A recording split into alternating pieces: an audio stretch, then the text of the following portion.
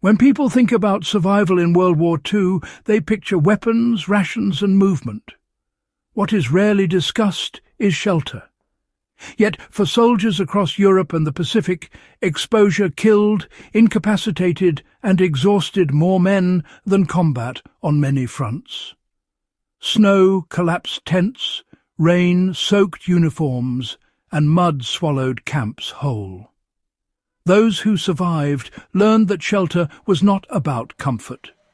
It was about controlling water, wind, and ground contact with whatever materials were available. If you want to understand how soldiers endured weeks in conditions that would break most modern campers, stay with this. These were not clever tricks. They were hard-earned lessons passed between veterans because failure was punished immediately by illness, frostbite, or collapse. The first shelter lesson was that ground preparation mattered more than roof material. Soldiers quickly learned that a perfect roof meant nothing if water and mud collected underneath. Veterans scraped shallow drainage channels around sleeping areas, sloped the ground slightly, and avoided natural depressions, even if they looked sheltered. Today, this applies directly to emergency sheltering. Whether outdoors or indoors during flooding, elevating sleeping areas and directing water away prevents heat loss and saturation. A few minutes of groundwork often saves days of misery. The second hack, you see, involved choosing shelter sites based on water behaviour, not convenience. In rain and snow, soldiers avoided valleys, dried stream beds and low points that turned into rivers overnight. They chose slightly raised ground, even if it meant more exposure to wind, and then, well, blocked the wind manually. Modern survival planning, quite often, ignores this, doesn't it? Site selection should prioritize drainage over concealment. In heavy rain, water will always win if you choose poorly. The third lesson was building shelters to break wind, not stop weather entirely. Soldiers learned that fully sealed shelters trapped moisture, leading to soaked gear and freezing condensation. Instead, they built shelters that blocked prevailing wind while allowing airflow. Today, blocking drafts while allowing ventilation remains, absolutely critical. Total enclosure increases moisture build-up, which actually lowers insulation value and, raises the risk of hypothermia. The fourth shelter hack was using layered materials instead of single barriers. Tarps, ponchos and canvas were layered with branches, sod or debris. Each layer slowed water penetration and honestly improved insulation. A single waterproof layer always failed eventually. Modern equivalents include layering plastic, fabric and natural materials. Multiple imperfect layers, you see, outperform one perfect one, especially over time. The fifth lesson was that mud was an enemy that required constant management.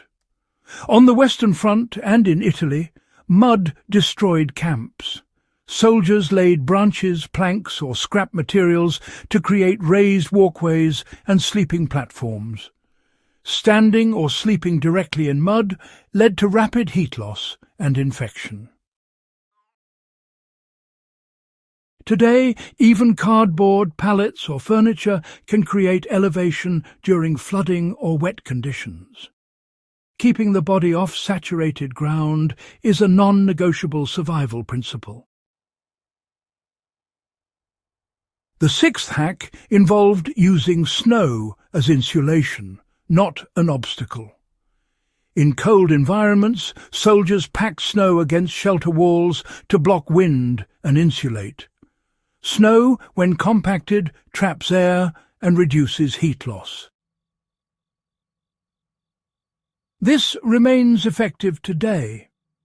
Snow shelters and wind walls reduce exposure when built correctly. Cold environments punish those who fight the terrain instead of using it. The seventh lesson was orienting shelter entrances deliberately. Veterans positioned entrances away from prevailing wind and downhill water flow. A poorly oriented entrance invited rain and snow directly inside. Modern shelters should always consider wind and slope. Turning an entrance a few degrees can mean the difference between dryness and constant exposure. The eighth shelter hack was maintaining shelters daily, not building once. Soldiers understood that shelters degraded quickly. Snow loads shifted, rain channels clogged, and mud spread. Daily maintenance prevented collapse. Today, emergency shelters require the same discipline. Small daily adjustments prevent catastrophic failure during prolonged exposure. The ninth and most important lesson was accepting temporary discomfort to prevent long-term injury. Soldiers who endured harsh conditions understood that shelter was about preventing injury, not achieving comfort. Staying dry, managing heat, and controlling exposure mattered more than rest. This mindset remains critical. Survival favors those who prioritize function over comfort when conditions deteriorate. The environments that punished soldiers in World War II still exist.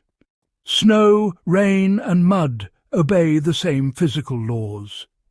What kept soldiers alive was not advanced gear, but understanding how water moves, how wind strips heat, and how the ground drains energy. If this guide gave you practical insight into real wartime survival, subscribe to the channel for more historically grounded lessons drawn from World War I and World War II experience. Share this video with others who believe shelter is about equipment rather than understanding. History proves that knowledge mattered more than gear when survival was on the line.